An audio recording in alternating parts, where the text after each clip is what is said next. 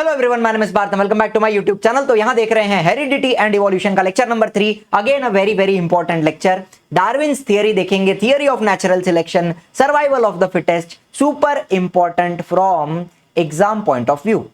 2 mark के लिए, 3 mark के लिए काफी बार पूछा गया है, ये तो हमें पढ़ना ही है। डार्विन्स थियरी के ऑब्जेक्शंस भी पढ़नी है। इसके अलावा लमार्किज्म हालांकि कभी पूछा नहीं गया है, लेकिन आपके बोर्ड का कोई भरोसा नहीं, अचानक में भयानक हो सकता है, पूछ भी सकते हैं। तो ये दोनों थियरी हमें आनी चाहिए अच्छे से। वीडियो अच्छा लगेगा तो लाइक करना, शेयर करना, सब्सक्राइब करना। चैनल को टारगेट रखते हैं 1000 लाइक का। We also have a live batch Aarambh 5.0, जहां पर यूट्यूब के सारे अच्छे अच्छे टीचर आपको एक साथ आके लाइव पढ़ा रहे हैं, जैसे कि मैं हूं, गैलेक्सी मैम है, शुभम सर है, and full team of teachers है जो आपको सारे सब्जेक्ट पढ़ाएगी। English and semi English medium दोनों पढ़ाया जाएगा। बैच के रिगार्डिंग डिटेल्स डिस्क्रिप्शन में मिल जाएंगी।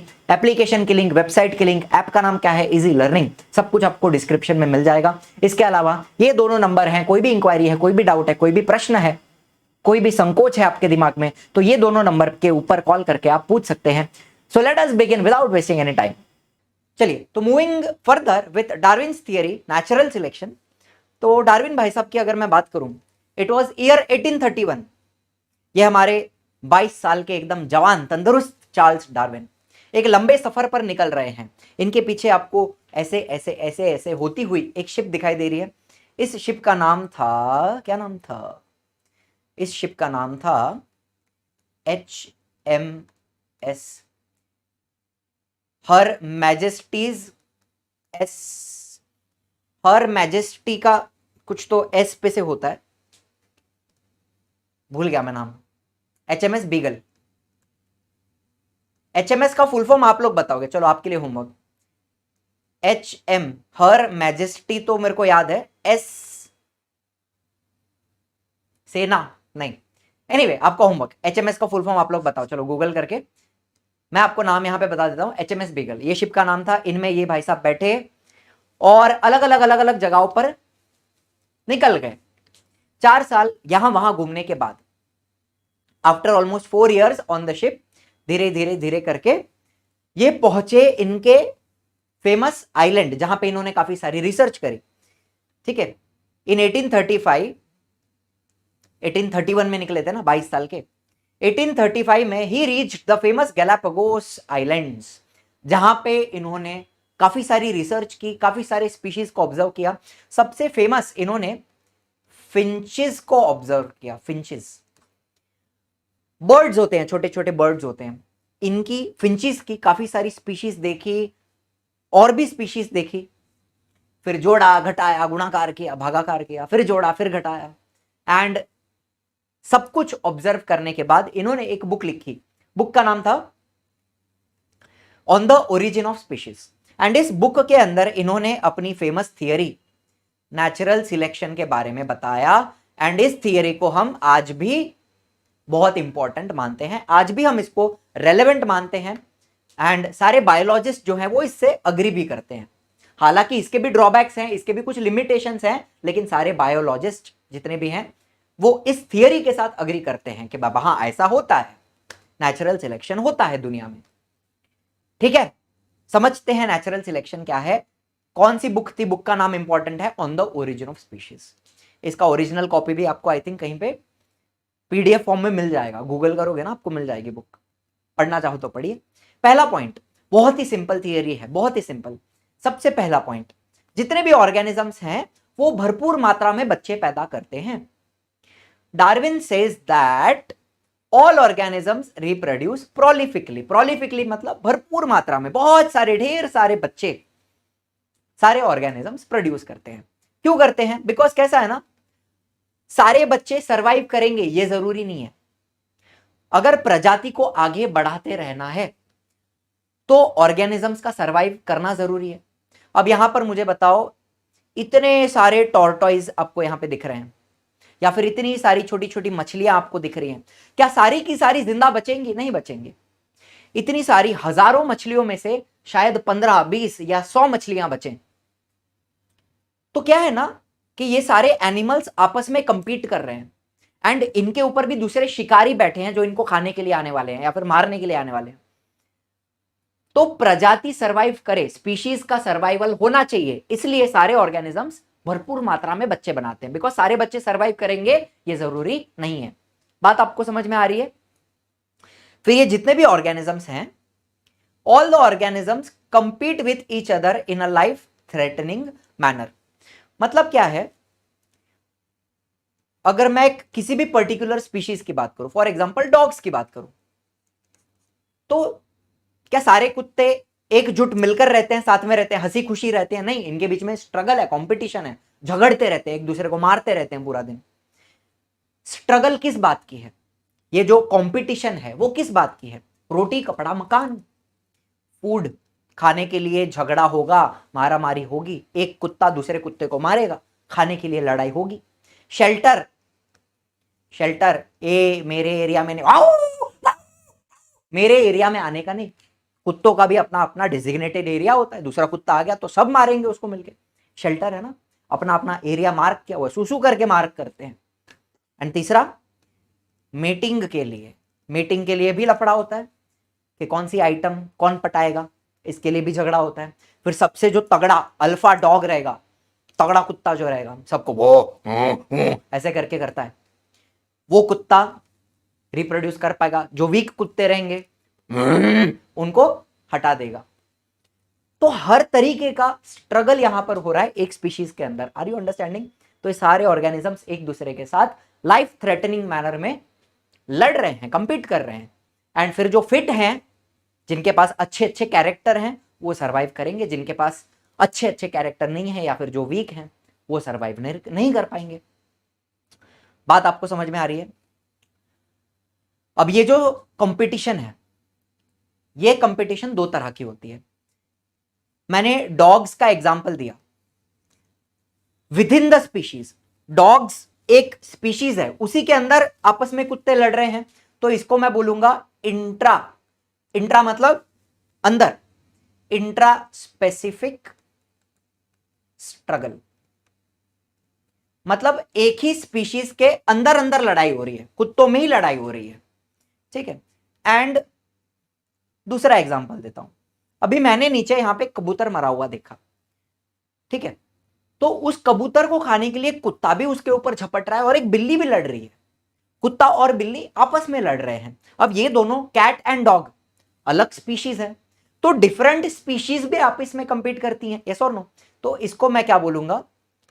इंटर, इंटर मतलब दो अलग स्पीशीज के बीच में इंटर स्पेसिफिक स्ट्रगल। बड़ी मजेदार बात है ना? Inter specific struggle, intra specific भी होती है, इंटर स्पेसिफिक भी होती है। रोटी कपड़ा मकान मीटिंग, हर चीज के लिए लड़ाई हो रही है। फिर जो स्ट्रांग है, जो फिट है, वो सरवाइव कर रहे हैं, जो नहीं है वो सरवाइव नहीं कर रहे हैं। यही संसार का नियम है, ठीक है, सही बात है। लड़ाई हो रही है, एक लायन भी एक हिरन का, हिरन ही है ना ये, क्या है, हिरन का शिकार करने के लिए, झपटने के लिए रेडी है, और एक चीता भी झपटने के लिए रेडी है। तो इंटर स्पेसिफिक स्ट्रगल भी आपको दिखाई देती है। इंट्रा भी होता है, इंटर भी होता है। दूसरी एक बात करना चाहूंगा यहां पे, आपको एक एग्जाम्पल दिया, देखो। जब मैं बोलता हूं कि जो फिट ऑर्गेनिज्म है वो सरवाइव करेगा, तो हर बार फिटनेस का मतलब ये नहीं है कि ये वाली फिटनेस, हर बार इस फिटनेस की हम बात नहीं कर रहे हैं, तगड़ा, उसकी बात नहीं कर रहा हूं। फिटनेस के भी अलग अलग मीनिंग्स होते हैं। यहां पर आपको दिख रहा है कुछ ग्रीन कलर की झाड़ियां हैं, ग्रास है, उसके अंदर दो तरह के बीटल हैं, रेड बीटल भी हैं, ग्रीन बीटल भी हैं। अब क्या होता है मुझे बताओ, ये जो ग्रीन वाले हैं, कैन आई से ये ग्रास के अंदर छुप जाएंगे, इजीली दिखाई नहीं देंगे। कैन आई से ये कैमोफ्लाज हो जाएंगे। कैमोफ्लाज मतलब छुप जाना। आपने देखा टाइगर के भी बॉडी पे स्ट्राइप्स होती हैं, तो वो स्ट्राइप्स क्यों होती है? ताकि वो ग्रास के अंदर छुप पाए, ऐसे धीरे करके ऐसे ऐसे चलता है ना वो, धीरे धीरे, तो घास के अंदर, लंबी जो घास होती है उसके अंदर वो टाइगर छुप जाए, कैमोफ्लाज हो जाए घास के साथ। तो ये बहुत ही इंपॉर्टेंट फीचर है जो आपको बहुत सारे एनिमल्स में दिखता है, कैमोफ्लाज, छुप जाना, एनवायरमेंट के साथ ब्लेंड हो जाना, बहुत ही इंपॉर्टेंट चीज है। मिलिट्री वाले पहनते हैं, उनका जो कपड़ा होता है कैमोफ्लाज कपड़ा होता है, ताकि वो जंगल में अगर कहीं पे लड़ने जा रहे हैं तो जंगल में ग्रीन कलर के कपड़े हैं उनके, तो छुप सकते हैं वो लोग। Are you understanding? कैमोफ्लेज। तो यहां पे ये जो ग्रीन कलर के बीटल हैं ये घास के अंदर छुप जाएंगे। तो अगर एक कौवा आता है, कौवे को कैसा आवाज था ये कौवे का, कौवे को रेड वाले बीटल इजीली दिखाई देंगे, रेड वाले बीटल को उठाएगा और लेके चला जाएगा। इसी तरह से दूसरा कौवा आएगा, वो भी दूसरे रेड बीटल को उठाएगा और लेके चला जाएगा। तो धीरे धीरे करके ये रेड बीटल कम होंगे। तो यहां पर पॉपुलेशन किसका बढ़ रहा है? ग्रीन वाले बीटल का। तो जब मैं फिटनेस की बात करता हूं, जब मैं बोलता हूं कि कोई ऑर्गेनिज्म फिट होना चाहिए सर्वाइवल के लिए, तो फिटनेस मतलब तगड़ा जरूरी नहीं है। हाँ, तगड़ा होना भी जरूरी है, ठीक है, वो भी एक कैरेक्टर है, इंपॉर्टेंट कैरेक्टर, तगड़ा होना। लेकिन यहां पर फिटनेस का मतलब क्या है? एनवायरमेंट के हिसाब से कौन सा एनिमल वहां पे सूटेबल है, इसको भी फिटनेस बोलते हैं। अब ग्रीन वाले जो हैं वो वहां पे सूटेबल हैं, वहां पे इजीली सर्वाइव कर पा रहे हैं, तो मैं बोल सकता हूं कि ग्रीन वाले फिट हैं to survive in this environment. And red वाले वहां पे सर्वाइव नहीं कर पा रहे हैं बिकॉज दिख जाते हैं, तो मैं बोलूंगा रेड वाले इस एनवायरमेंट में अनफिट है। अगर यही रेड बीटल कहीं पे किसी लाल कलर के झाड़ के ऊपर जाके बैठ जाएं तो वहां दिखाई नहीं देंगे, तो वहां बोलूंगा कि अभी ये लोग यहां पे फिट हैं। Are you understanding? फिटनेस के अलग अलग मीनिंग है। कौन सा ऑर्गेनिज्म किस एनवायरमेंट में सर्वाइव कर पा रहा है ये उसकी फिटनेस के ऊपर डिपेंड करता है। बात आपको एकदम क्लियरली समझ में आ रही है फिटनेस मतलब क्या? एक और एग्जांपल दूंगा इसका, बहुत ही बढ़िया एग्जांपल है, रियल एग्जांपल। चलो, तो यहां पे क्या हुआ?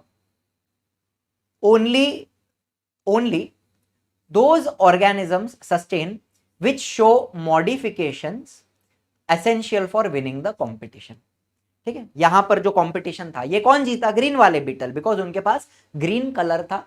ये इनका एक मॉडिफिकेशन है ना, इसको मैं एक मॉडिफिकेशन बोल सकता हूं, एक कैरेक्टर बोल सकता हूं जो इनको कंपटीशन जीतने में हेल्प कर रहा है, सर्वाइवल में हेल्प कर रहा है। चलो एक और एग्जांपल देता हूं आपको। पेपर्ड मॉथ, ये यूके में बहुत फेमस है। यूके, यूनाइटेड किंगडम में ये पेपर्ड मॉथ होते हैं। व्हाइट कलर के भी होते हैं, थोड़ा थोड़ा ब्लैक कलर का टिपका रहता है, एंड एकदम फिर ब्लैक कलर के भी आते हैं। ठीक है, दो तरह के पेपर्ड मॉथ मिलते हैं। अब क्या हुआ? इंडस्ट्रियल रिवॉल्यूशन के पहले की बात है, मजेदार कहानी है, ध्यान से सुनिएगा। बताइए मजा आ रहा है पढ़ने के लिए? तो यही मजा लाइव में भी लिया जा सकता है। बहुत सारे बच्चे हैं जिन्होंने हमसे लाइव में पढ़ा है और बहुत अच्छा परसेंटेज स्कोर किया है। ये आपको मैं 2025 का रिजल्ट बता रहा हूं। Gunjan, she has scored 100% in her board exams. वैसे ही वेंकटेश है जिसने 100% स्कोर किया हुआ है, धनश्री है, अनुष्का है, ऐसे बहुत बहुत सारे बच्चे हैं जिन्होंने बहुत अच्छा परसेंटेज स्कोर किया है। 127 बच्चे हैं जो 90% के ऊपर मार्क्स लाए हैं।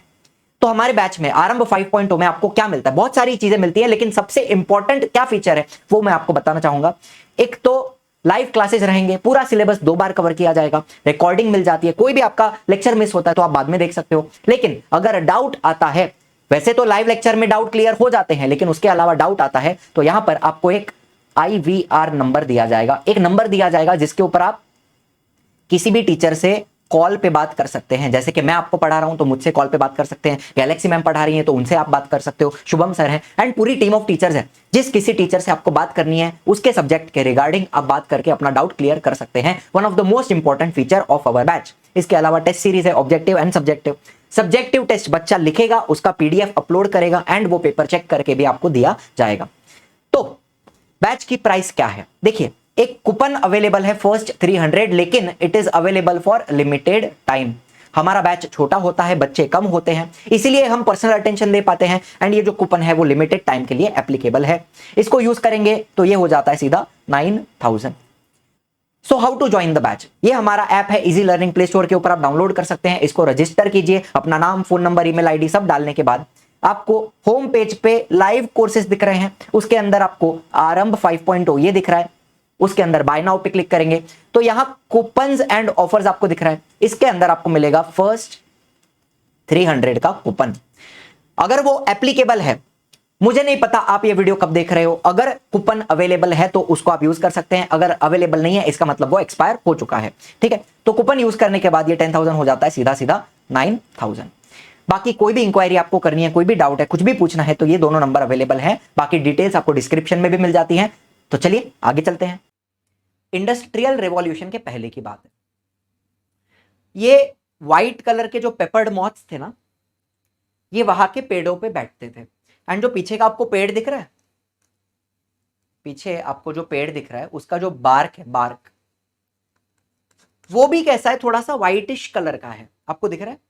तो ये जो पेपर्ड मॉथ थे वो कैमोफ्लाज हो जाते थे बार्क के ऊपर, तो किसी प्रेडेटर को, कोई पक्षी वगैरह इनको खाने आए तो ये दिखाई नहीं देते थे।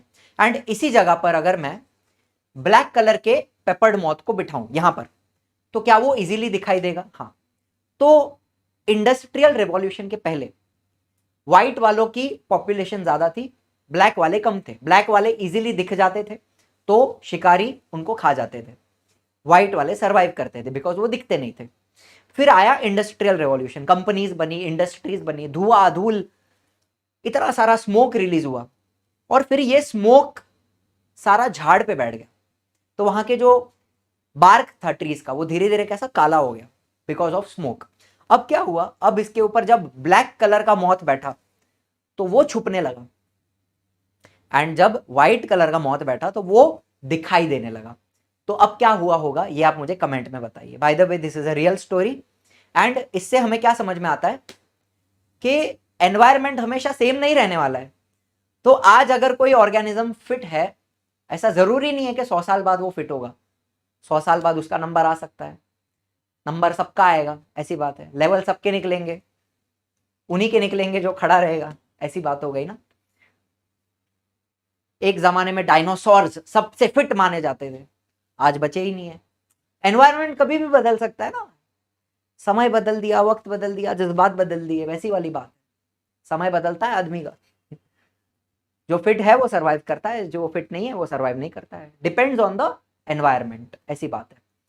चलिए, बड़ा मजेदार टॉपिक है। कमेंट में बताना क्या हुआ होगा व्हाइट कलर के जो मॉथ हैं इनके साथ क्या हुआ होगा। चलिए, सो लास्ट में हमने क्या बोला, जो सस्टेन कर रहे हैं, जो ऑर्गेनिज्म बचे हैं, जो फिट हैं, जो सिलेक्टेड ऑर्गेनिजम्स हैं, बाय द वे इस प्रोसेस को हम बोलते हैं नेचुरल सिलेक्शन। नेचर के ऊपर डिपेंड करता है कौन सा ऑर्गेनिज्म सरवाइव करेगा और कौन सा नहीं करेगा। क्या ये बात आप मानते हो? नेचर सिलेक्ट करता है फिट ऑर्गेनिज्म को, नेचर सिलेक्ट करता है कौन सरवाइव करेगा, इसको बोलते हैं नेचुरल सिलेक्शन। आपको दो एग्जांपल दिखाए मैंने, एक झाड़ियों वाला एग्जांपल, वहां पे नेचर ने किसको सिलेक्ट किया, ग्रीन वाले को, तो ग्रीन वाले का पॉपुलेशन बढ़ा। फिर पेपर्ड मॉथ का एग्जांपल दिया, नेचर ही बदल गया, ब्लैक वालों को सपोर्ट करने लगा नेचर, तो व्हाइट वाले कम हो जाएंगे। तो यहां पे भी नेचर सिलेक्ट कर रहा है कौन सर्वाइव करेगा। This is called as natural selection, survival of the fittest.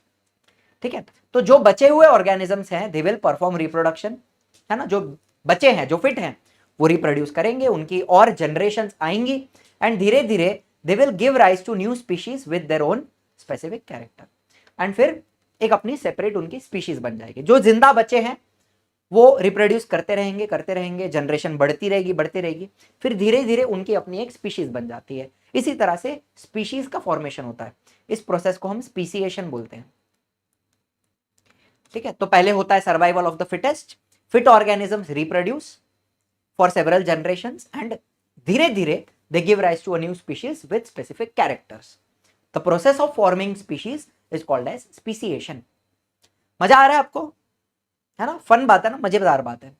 अब क्या हुआ, यहां तक की कहानी तो सबने एक्सेप्ट करी, सबने बोला हाँ सही बात बता गए हैं हमारे डार्विन चाचा, अच्छी बात बताई है डार्विन चाचा ने, सबने अग्री करा। Darwin's theory of natural selection was widely accepted for a very long duration. लेकिन फिर भी कुछ लोग थे जिनको खुजली थी, उन्होंने बोला ना ना ना ना, कुछ तो गड़बड़ है, एक आदमी सब तो सही नहीं बताएगा, कुछ तो गड़बड़ करेगा। तो कुछ ऑब्जेक्शंस रेज किए गए अगेंस्ट दिस थियरी। क्या ऑब्जेक्शन? सबसे पहला कि natural selection is not the only factor responsible for evolution. देखो और भी फैक्टर्स होते हैं, और भी चीजें होती हैं। सिंपल एक एग्जांपल आपको दूं तो सिर्फ नेचुरल सिलेक्शन से काम होने वाला है क्या? नहीं, मुझे बताओ म्यूटेशन भी जरूरी है।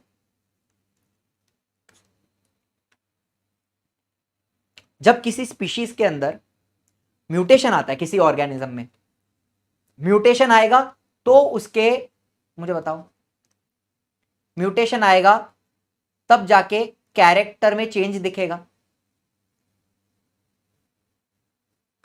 अब वो म्यूटेशन अच्छा भी हो सकता है और बुरा भी हो सकता है।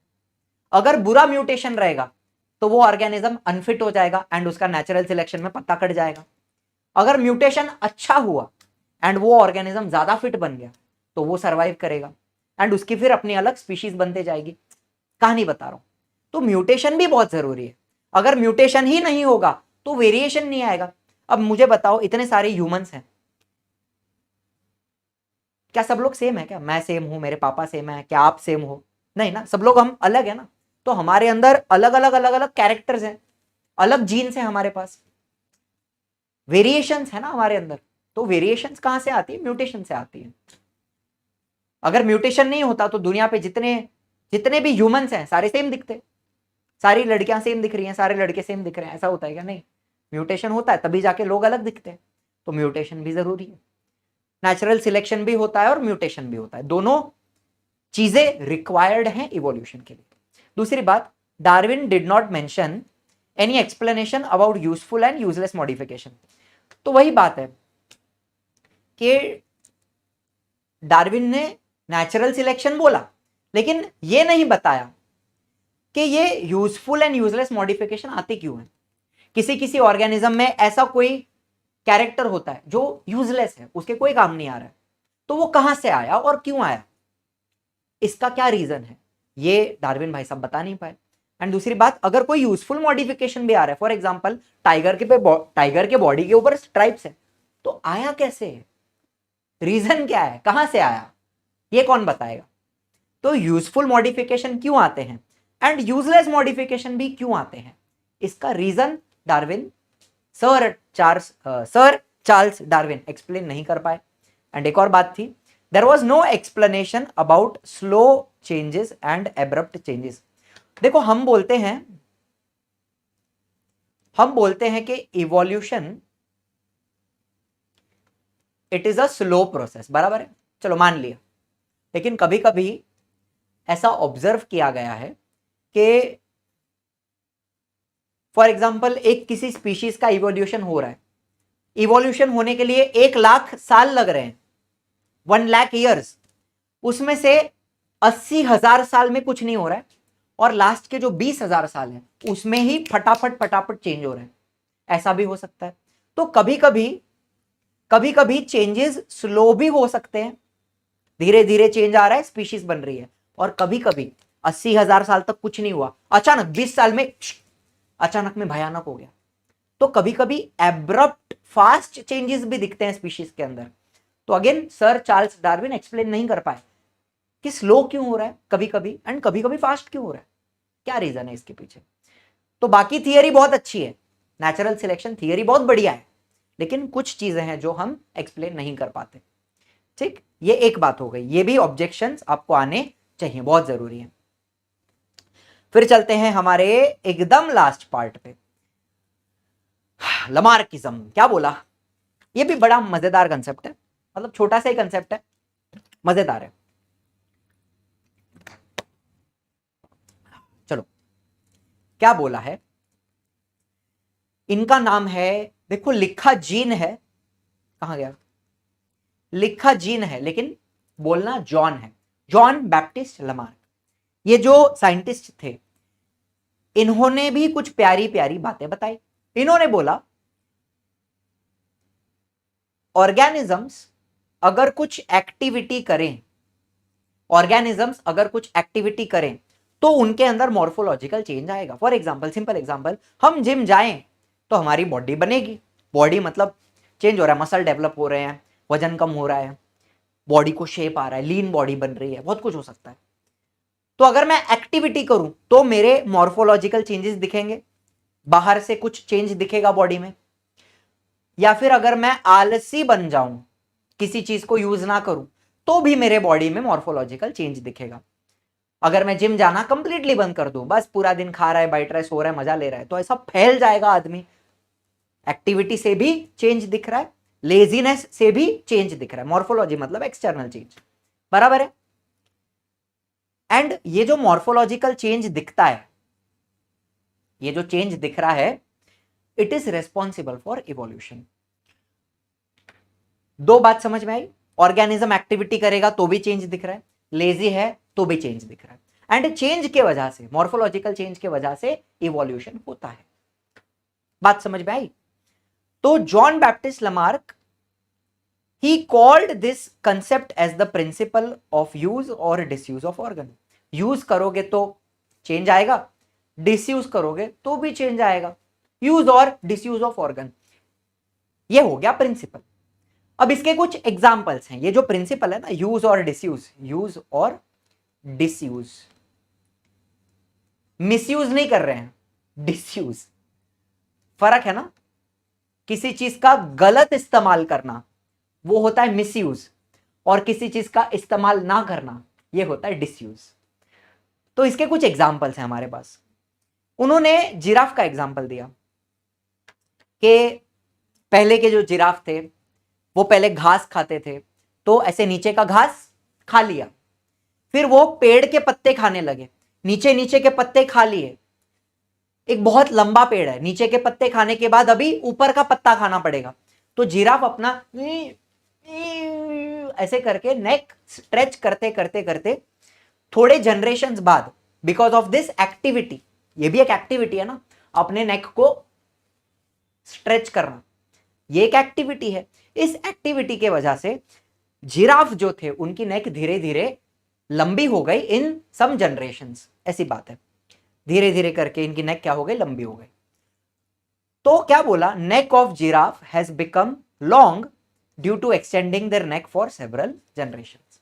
ठीक है, कुछ जनरेशंस बाद धीरे धीरे उनकी नेक लंबी होते गई, बिकॉज वो कॉन्स्टेंटली अपनी नेक को एक्सटेंड करते थे, खींचते थे। एग्जाम्पल बहुत सिंपल है। फिर दूसरा एग्जाम्पल दिया टोनी स्टार्क का, उन्होंने टोनी स्टार्क का एग्जाम्पल नहीं दिया। Shoulders of iron smith have become very strong due to frequent hammering movements. अब एक लोहार है, वो ठाप ठाप ठाप कंटिन्यूसली कुछ तो लोखंड के ऊपर काम कर रहा है, मेटल का कुछ वर्क कर रहा है, तो उसको हैमर करना पड़ता है, तो उसका शोल्डर्स जो है वो कैसा हो जाएगा, स्ट्रांग हो जाएगा, है ना। मतलब ये वही बात है कि आप जिम में जा रहे हो, आप शोल्डर वर्कआउट कर रहे हो, अब मान लो यहां पे, मान लो ये ले लिया यहां पे, ओए हल्का है, वैसे ओए वगैरह करने की जरूरत नहीं है, हल्का ही, फ्रीक्वेंटली वर्कआउट कर रहे हैं हम, कर रहे, क्या मेरा शोल्डर स्ट्रांग हो जाएगा, हो जाएगा, बिल्कुल हो जाएगा। कितना हो रहा है, जाने दो, चलो जा, बाद में करते। हल्का है, हल्का है, बहुत हल्का है।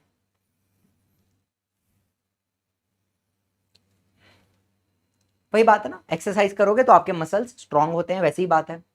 फिर क्या बोला, wings of birds like ostrich, emu have become weak due to no use.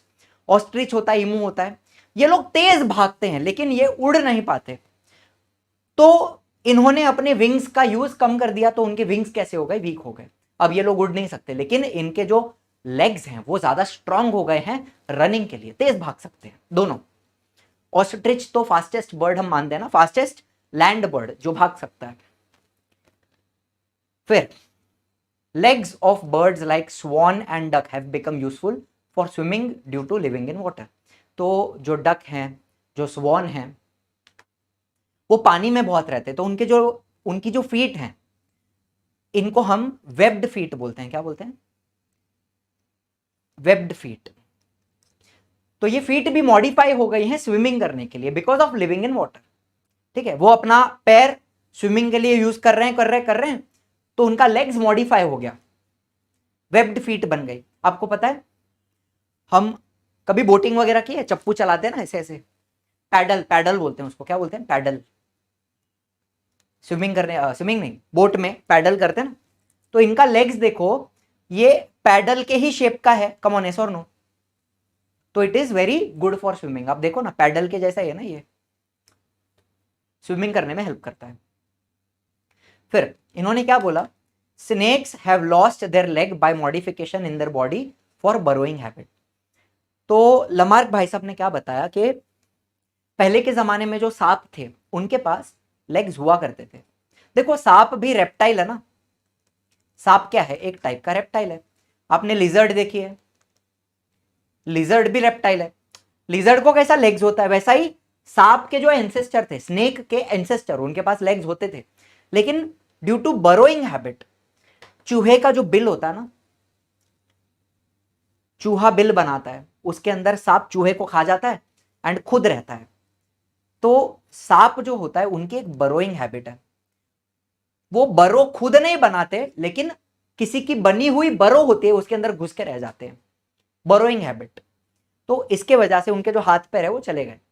वैसा क्या होगा, अगर हाथ होता तो हाथ अटक जाता ना, अंदर घुस नहीं पाता, तो धीरे धीरे करके वो लेग्स चले गए हैं। लेकिन अभी भी अगर हम देखें तो कुछ वेस्टिजियल ऑर्गन लेग जैसा हमें देखने मिलेगा। उनका जो स्केलेटन होता है ना स्नेक का, उसमें भी आपको टेलबोन कैसा अपना बचा हुआ है, वैसा ही एकदम छोटा सा लेग जैसा कुछ बचा हुआ बोन आपको दिखता है। तो यहां तक हमने कुछ कुछ एग्जाम्पल देखे, मुझे बताओ हमने क्या क्या देखा। हमने एक जिराफ का एग्जाम्पल देखा, जिराफ। हमने आयन स्मिथ का देखा, देखो बहुत ही सिंपल स्टोरी है। आयन स्मिथ का एग्जाम्पल देखा। हमने ऑस्ट्रिच इमू का एग्जाम्पल देखा। हमने डक स्वॉन का एग्जाम्पल देखा एंड हमने स्नेक का देखा। ये एग्जाम्पल्स आपके लर्न होने चाहिए, सुपर इंपॉर्टेंट एग्जाम्पल लर्न होना चाहिए। सबसे पहले क्या बोला कि एक्टिविटी या लेजीनेस के वजह से मॉर्फोलॉजिकल चेंज आते हैं and they are responsible for evolution. इस प्रिंसिपल को बोला यूज और डिसयूज ऑफ ऑर्गन्स।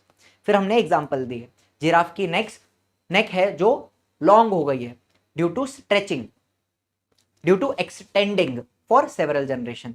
फिर आयन स्मिथ का शोल्डर स्ट्रॉन्ग हो गया है due to hammering movement. Ostrich emu, इनके विंग्स हैं जो वीक हो गए हैं ड्यू टू नो यूज। फिर डक एंड स्वॉन, उनके जो लेग्स हैं वो मॉडिफाई हो गए हैं for swimming because of living in water. फिर स्नेक का जो लेग्स है वो चला गया है धीरे धीरे बिकॉज ऑफ बरोइंग हैबिट। ये सारे एग्जाम्पल हमने देखे। ये जितने भी एग्जाम्पल्स हैं इनको हम बोलते हैं अक्वायर्ड कैरेक्टर। देखो एक सिंपल बताता हूं, अक्वायर्ड कैरेक्टर मतलब क्या, ऐसा कोई कैरेक्टर जो एक ऑर्गेनिज्म अपने स्ट्रगल से या फिर अपने एक्सपीरियंस से डेवलप करता है, एक्सपीरियंस से डेवलप करता है अपने लाइफ में।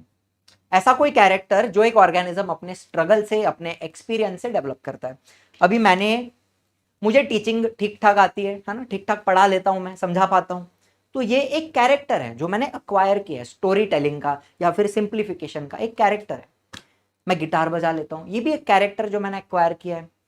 ठीक है, वर्कआउट कर लेता था, अभी नहीं कर पाता, लेकिन जब करता था अच्छी बॉडी बनी थी, तो वो भी एक कैरेक्टर हो गया, अक्वायर्ड कैरेक्टर ना, बॉडी बिल्ड करा, मसल डेवलप किए। तो ये सारे कैरेक्टर हैं जो मैं अपने एक्सपीरियंस के वजह से एक्वायर करता हूं अपने लाइफ में, इनको अक्वायर्ड कैरेक्टर बोलते हैं। यहां तक बात समझ में आई? एक और एग्जांपल देना चाहूंगा, अगर मैं एक टैटू करवा लूं अपने स्किन के ऊपर, ये भी एक अक्वायर्ड कैरेक्टर है, इसको भी अक्वायर्ड कैरेक्टर मानेंगे।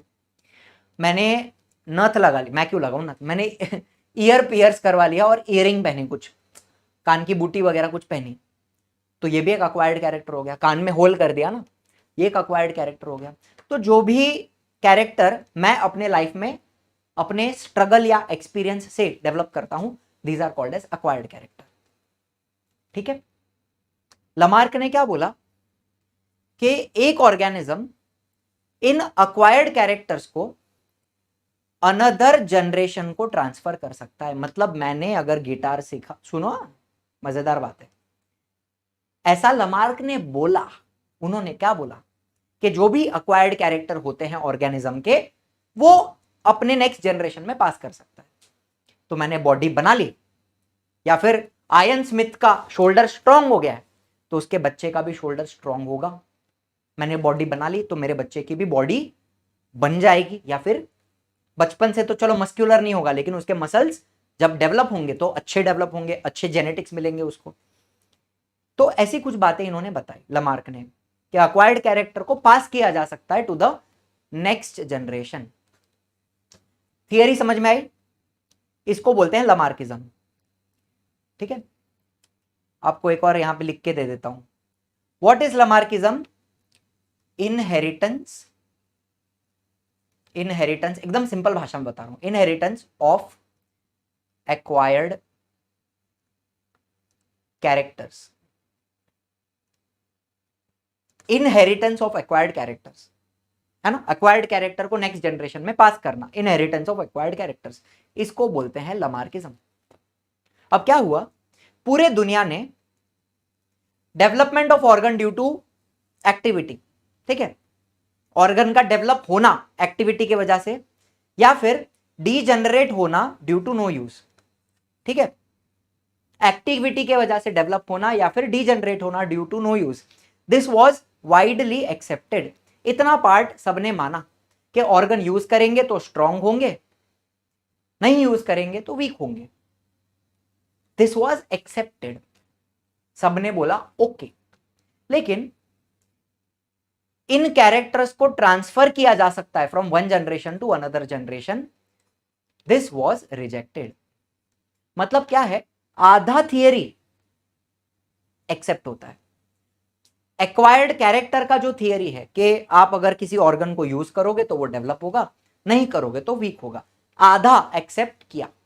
लेकिन इसको ट्रांसफर कर पाना टू नेक्स्ट जनरेशन, ये लोगों ने बोला नहीं नहीं नहीं नहीं, झूठ बोल रहा है, झूठ बोल रहा है, ना ना। इसके पीछे काफी सारे एक्सपेरिमेंट्स भी किए गए। अब यहां पे वही बात है कि हमने बॉडी बना ली, तो क्या हमारा बच्चा भी पैदा होते ही बॉडी बना के आएगा? नहीं आएगा, उसको फिर से वो कैरेक्टर अक्वायर करना पड़ेगा, है ना। हमने टैटू करवा लिया तो क्या हमारे बच्चे में भी टैटू आएगा? नहीं आएगा, उसको फिर से अपना टैटू करवाना पड़ेगा ना। हमने पियर्सिंग करवा ली या फिर ये ईयरिंग वगैरह कुछ पहनी, तो बच्चे के भी कान में होल आएंगे क्या? नहीं आएंगे। So it has been verified many times that modifications brought in us are not transferred to the next generation. एक एक्सपेरिमेंट किया गया था इसके लिए। जब लमार्किज्म बताया गया तो लोगों ने बहुत एक्सपेरिमेंट किए, लग गए उसके पीछे। चूहे लिए, उनकी टेल काटी, इन दोनों को रिप्रोड्यूस करवाया, इनका जो बच्चा हुआ उसके पास टेल था। यही एक्सपेरिमेंट बहुत बार रिपीट किया गया। इस चूहे को लिया, फिर इसके साथ एक और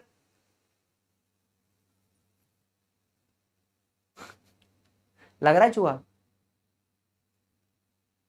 वो इसके साथ एक और चूहा लिया, उनकी दोनों की पूंछ काटी, उनको रिप्रोड्यूस किया, उनका बच्चा हुआ। तो ऐसा ये 26 बार रिपीट किया गया। चूहा लिया, पूंछ काटा, उसका बच्चा किया, उसके बच्चे का भी पूंछ काटा, फिर बच्चा किया, उसके बच्चे का पूंछ काटा, फिर बच्चा किया, पूंछ काटा, बच्चा किया, पूंछ काटा।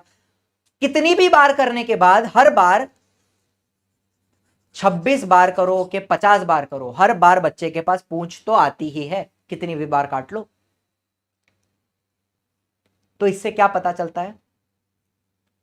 लमार्क्स थियरी वॉज डिस्प्रूव्ड एंड हमें क्या पता चलता है? एक्वायर्ड कैरेक्टर को, acquired characters are not transferred to the next generation. क्या पास होता है मुझे बताओ? अगर नेक्स्ट जनरेशन में मेरा कोई कैरेक्टर अगर नेक्स्ट जनरेशन में जा रहा है, मेरे बच्चे में जा रहा है, तो वो कैसे जाएगा? मेरे जीन्स के थ्रू। तो जो कैरेक्टर मेरे जीन में है वही कैरेक्टर मेरे बच्चे में जाने वाला है। मियोसिस होगी, स्पर्म बनेगा, स्पर्म के अंदर मेरा क्रोमोसोम्स रहेगा, क्रोमोसोम्स के अंदर जीन्स रहेंगे, यही जीन्स बच्चे में जाएंगे। तो जो जो कैरेक्टर मेरे डीएनए में है, मेरे जीन में है, वही जाने वाला है। कोई भी प्रकार का अक्वायर्ड कैरेक्टर बच्चे में नहीं जाने वाला। तो यहां पे लमार्क की थियरी डिस्प्रूव हो गई।